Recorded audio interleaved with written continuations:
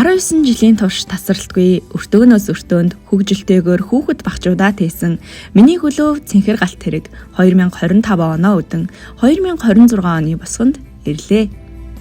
Удахгүй бид 20 нас хүрэх гэж байна.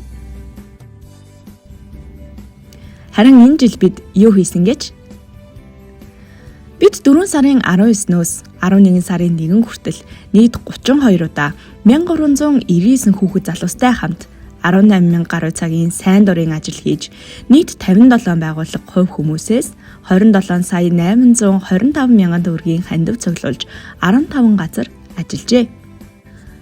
Бидэнтэй олон жил хамтран ажилласан ил онон захиралтай автобус компани, Coca-Cola компанид Араганягийн дээгэгчтэй маш их баярлалаа. Айлын инхри бяцхан хүүхдүүдийг хамтын ажилд дагуулж аван аргадаж, аашилж ажиллуулна гэдэг хэцүүч даагмаар эзнийхээ хүндийг мэддэгвэ гэдэг шиг хүүхдүүд маань тоглонгоо, ярилцсангаа, дуулангаа үнэхээр сайн ажилласан. Бидний ажлын талбай суграагч, итгэл найдвар хүлээн ажиллаж байгаа таны амдны хамт олондоо маш их баярлалаа. Энэ хугацаанд багшийн зарцуулсан мөнгө цаг хугацаа хараад "Чи тэнэг үү?" гэж асуувал багш Форест Гампийн хариултыг хэлдэг гисэн.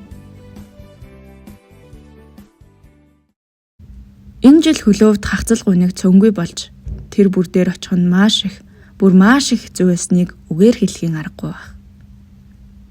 Монголын төр зүтгэж буй хүндээ биш, харин ирээдүйдээ маш халтай болжээ гэснээс өөрөг бичээгүй багшийн сэтгэлд юу цоочтой хадгалаастай үлдсэнийг цөөхөн л хүн мэднэ.